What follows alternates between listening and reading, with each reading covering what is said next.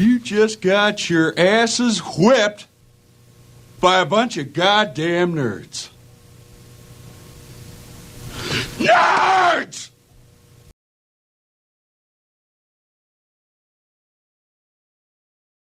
Welcome back to the Nerds Podcast. I'm Pooba, that's Pete, and we are diving into all the shows, movies, and fandom that you want to talk about.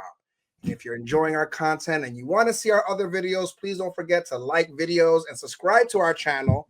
And to see the latest videos, smash that bell to get that content. All of our other platforms are listed below, and we look forward to having sidebar conversations with you guys, all the nerds, all the fans, all the geeks, to have those conversations as well. Alien Earth, episode 7. This one's called Emergence. And it's pretty much for all the emerging issues, people, relationships that are evolving in this episode. The emergence of all the threats on Neverland Island. And of course, Arthur's alien emerging from his chest.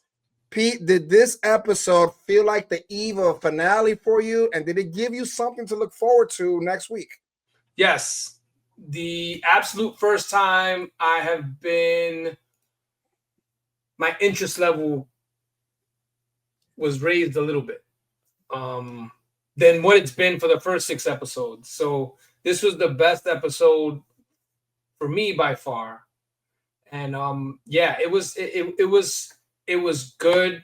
Of course, the way it ended, I know we'll get into that, but it definitely is building up. And again, like we said with Peacemaker, last time we spoke about Peacemaker, he was like, yeah, it needs to deliver.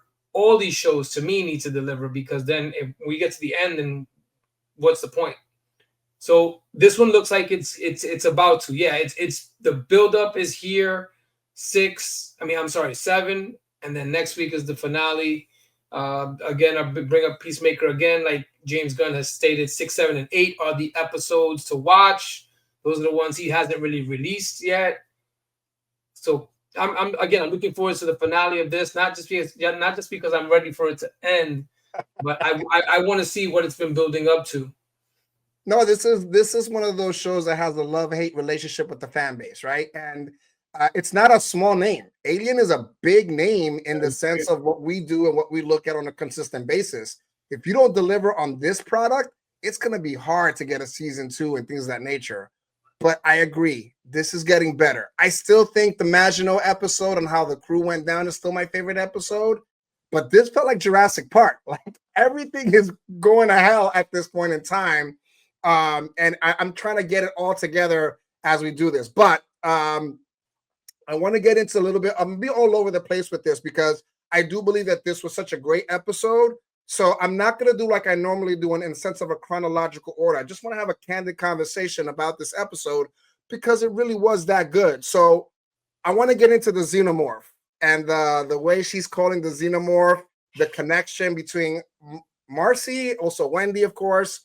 It kind of reminds me, I'll go back to Jurassic Park because that's what this episode reminded me of so much, where Chris Pratt's character, I don't know his name, he has a raptor called Blue, of course, and he's talking to the raptors and they're working with him, reminded me of that. But let's get to at least the beginning of this because I've never seen this, never heard this before. Slightly, of course, is in the room, and Arthur has the face grabber on his face. Yo, super creepy because I have never heard or seen, or well, not seen, but never heard the face grabber breathe. Did you catch that? That was crazy. Now, I would never get you into trouble. Me and Slightly are boys. Tell me what you think about that particular situation, about how he's bringing in Smee into the whole problem. Well, no, it's his fault too, because he told them, leave me alone. And he continued to insist. So somebody tells you, if they're adamant, leave me alone, maybe you should leave them alone. And he wouldn't have been caught doing what he got himself into, which was having to help him take Arthur to the beach, and not for a fun day at the beach because he had that thing on his face. But I don't look. Slightly told him, get out of here, leave me alone. He insisted, and I understand. We have to not forget that they have the mentality of children. So I get that part. But once he saw it, you know, there's no turning back now. Nah, definitely no turning back. It was kind of like what was the name of that movie where they carried the dead body on the beach and they partied with him all weekend long? Weekend at Bernie's. Yes, thank you. Yeah, very similar to that situation there. And I love that you actually knew that right off the top of your head. Of course, now we have, as you stated, Smee messed up. He joined the party at this point with Slightly. And of course, why they put the body down, the body's up, and so is Arthur. And I know that Slightly, for the most part, thought because of Morrow told them that he was going to have a couple of days to get this done. They weren't getting that many days done. And of course, they start lying to Arthur. I do appreciate that. And again, I appreciate all the dads in the world that understand that kids are kids. I really got touched with the lying portion. And he was saying to the kids, you know, you're learning how to lie and you're still learning. I thought that was super cute. What was your take on that? Like I said with Smee, we have to remember that these are kids, and they like to kind of point that out in different scenes. Is that let's not forget that they look like adults, but they have the mentality of children. Is there any one of the Lost Boys for you that really does a great job of giving off that childish feeling? Smee does. Smee. Yeah. I think he's really. I think he's selling it the most to me. I know. Nibs. I think she's doing well with it as well. But for me, the best one at it is Smee. I agree with you 100%.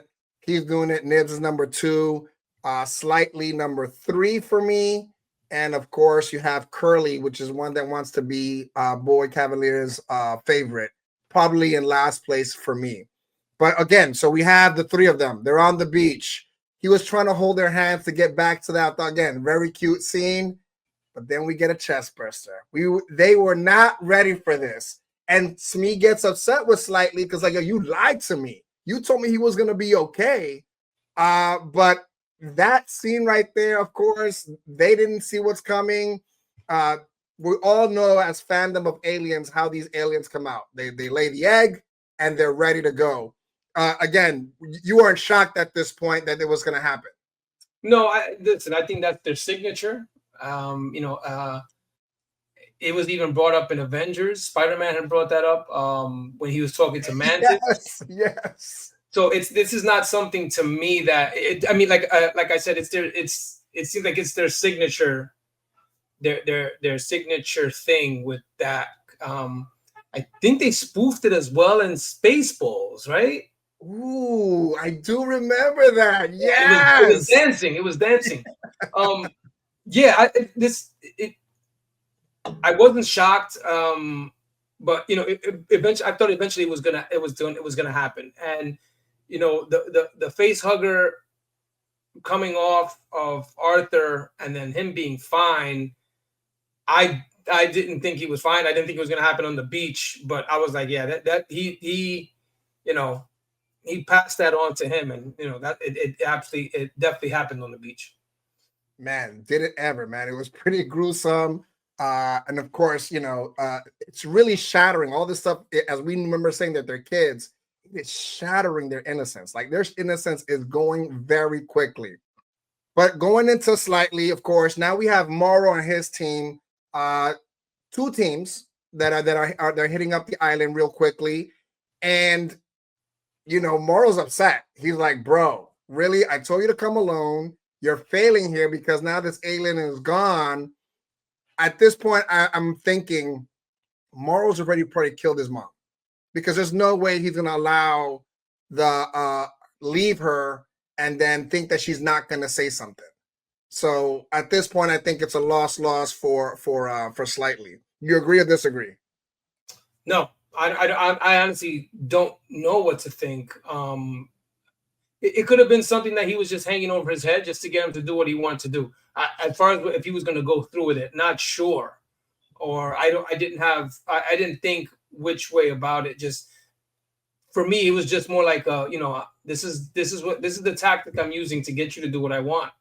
Will he go through with it or not? Who knows? But I didn't think that he did it already. I think it was more like a tactic just to get what he wanted out of him. Corporate lies need to be, or corporate things need to be shut down. So that's why I'm going with that route. I want to get into Kirsch with you for just a second, right? So the prior episode, we know Kirsch saw everything that happened. There were no alarms that were kind of sounding for the most part. So when Kirsch gets there, you hear the alarms. Kirsch sees the flies. Now, if nobody knows what flies do, in general, flies will actually throw an enzyme out so it breaks down the food and then the flies eat. That's why when flies get on your food, you want to shoo them off as much as possible because you don't know what's the last thing that they ate. So in this scene, Kirsch does not want to get into the lab. He sees that those flies are out. He knows they eat organic stuff, and he sends that crew in to do it. Again, I thought it was a very cool, smart scene. I mean, Kirsch delivers, man, for a synthetic, or is he synthetic? But for Kirsch at this point in time, I mean, Oliphant is the guy's name, I think it is. Timothy Oliphant. Yo, he's delivering. Like, he's delivering on the Kirsch side. I mean, again, on the acting side of it, are you enjoying that portion of it? I think he's the most accomplished actor on the show, to be quite honest. If you look at like just resume wise, he's been around for a while. So yeah, he's legitimate. He's an absolute legitimate actor. And again, yeah, he is the only one that I think I've ever seen in anything else. I can't say I've seen anything. Joe, we saw Joe in Andor prior to this, but doesn't have the resume that this guy has. Oh no, absolutely not. Yeah. Not even close. But Wendy comes in, right, and she sees what's happening to Toodles. She says she's gonna she knows they're not sick. No, she said we're Premier, like we can't die. And they're like, yeah, no, you're in danger. You can die with these things. She gets it all. She wants to tell the rest of the Lost Boys, and Boy Cavalier's like, no, you can't say anything. And of course, now she refreshes her head. She knows that Nibs, for the most part, got her memory erased, and she gets the xenomorph to knock on the window. Tell me that wasn't cool. And he was like, yeah, let her go. Let her go. I'm very much one of the reasons I'm invested is because I can't wait for that xenomorph to tear Boy Cavalier to shreds. Like, it's time. It's time. So then let me ask you that, because I love that you said that. What would you rather see? The xenomorph chop up Boy Cavalier or the Teocelus to get into Cavalier's head? No, xenomorph. Xenomorph. Get rid of this. Oh, man. So, of course, Joe gets involved in all this. And Wendy, Marcy, has to, of course, say, nah, I'm not leaving without the Lost Boys. And she kind of throws it back on him. And she's like, would you leave me behind? And absolutely not. He understood it. They go. And at this point, she starts getting at Curly, because she's like, Curly, you can't say nothing. Don't say nothing. No, jiggity jack. Don't speak. Don't be a rat if you're not going to come with us. It was Curly that kind of ratted them out, right? Because she went to the girl that was like the mother. Yes. We're in agreement with that. I love that we're in agreement with that. But listen, I want to get into now Boy Cavalier. Now, Boy Cavalier sees the film. He watches the videotape, sees that it was the sheep that actually caused Toodles to kind of break in, things of that nature, and he's super intrigued now. Now, we remember in I forget which episode that it was, that he was said that his goal in life is to have a conversation with someone who's either just as smart as him or even smarter. And of course, now he's intrigued by this sheep. He brings it into his room, his private room. Like, again, Pete, you are harping on this hardcore. why are they moving these things closer to them? I mean, I hope you're not asking me because I don't know. No, I know what you're taking on this, but I want you to put yourself in Boyd Cavalier's head for just a moment. As crazy as that may sound, what do you think his end game here is with this sheep at this point? You can't, I think I said this before. If you think you're the smartest in the room, you're not. And he's thinking that he's the smartest in the room, but what he's doing is dumb. These are things you don't understand. And it's not that you don't understand, and what you don't understand about these things could kill you. And that just seems to intrigue him more. And I just think that's dumb. So he's supposed to be this genius, this the word I'm looking for is not a phenom. Boy genius? No. Well, anyway, it'll come to me. But but what he's doing is not smart. It's not smart. And I don't know what he's trying to accomplish with this, but look, he saw what happened and he's still intrigued. For me, and you want me to put myself in his mind, I'm getting as far away from this as I can. Morrow, you want him? Take him. Get it out of here. Get it out of here, man. I just don't understand it. And I get it. It's for the show, and he's supposed to be this crazy thinker, but it's super weird to me. Get it out of here. I'm sorry. It's the equivalent to me of a professional athlete who completely throws away everything because he's acting stupid, gets arrested for something dumb, and he throws away his entire career. His contract is gone because he's doing something stupid. He's a billionaire how many times over, and he's playing with these things. Let's be honest. Just the look of them would get me to be like, yo, get that out of here, man. I don't want that here. Now it wouldn't even come. You couldn't pay me enough money to get into that lab at all. Let alone let me bring it into my room. No, thank you. Get me out. Get this out of here. So let's talk about now Joe, his sister. They're trying to escape. They saw their graves.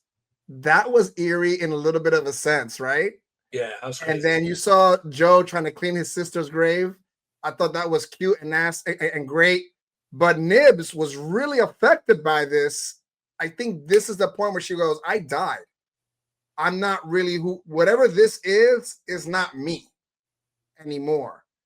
Do you think that at all? Like, do you think that they're done in the sense of with this island between the two of them? She's damaged, right? And just because you look at the state of her mind before they wiped her memory, and now she's kind of getting, the back and forth with saying with Wendy telling her, oh no, but this and this and this, and she has no idea what she's talking about. So I think she's kind of got like scrambled eggs up there now because you got too many people playing around up there, and things are not going to be where they should be. I think she's damaged goods, man. Yeah, it didn't matter how much they erased her memory, right? In that sense of the world, she's still a kid and she's still damaged goods. I agree with. I love the scrambled eggs and then analogy there. And then seeing the graves and they were small, I was like, wow, man, this is kids. Yeah. Oh, it's so creepy to me. Yeah. And so in this middle of this game, we get that second group, not Morrow's group, on the island. They of course freeze Wendy, Joe, and Nibs, and again, bro, and that alien comes out. And I want to say this because before we got that, she used that power again where she's able to control kind of like the electricity or whatever to unlock so that alien could get out. I thought that was really cool. But then she calls the alien and the alien goes ham on that group. Oh my God. And I like that they were using the pulse rifles like they did in the movie Aliens. I love that they had the same gear type ish. Love that portion of it. But what did you think about hide and follow? I didn't follow. So Joe asked her, "What did you say to the xenomorph?" And she said, "Oh, yes. I said hide and follow." She goes, "I think." her having the xenomorph at like her command is very similar to when, and we grew up in the Bronx. It's very similar to when you would see somebody with a pit bull and there was no leash on the pit bull. Oh my God. Like he's walking his dog and he thinks, yeah, we're good. But like you still have a pit bull off of his leash. To me, that is very similar to that. And she can communicate. She's the only one. Like, look, she said, I think. So no one can correct her and say, oh yeah, but you didn't say that. You don't know what she said, but yeah, she does have the ultimate backup in the xenomorph. And of course, that's like music to his ears or its ears to say, yeah, do your thing with these people. Have fun. Put your dogs on leashes, people. Especially your pit bulls. But did you notice when she was petting the xenomorph, he wasn't even looking at the xenomorph. He's looking at his sister.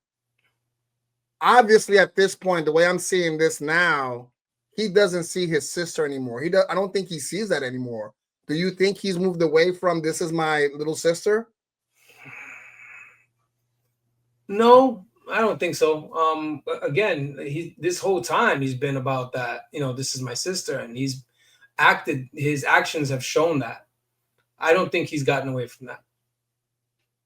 Now we're gonna get into Morrow. Morrow gets kind of put himself in a hot spot. Morrow thinks everything is cool.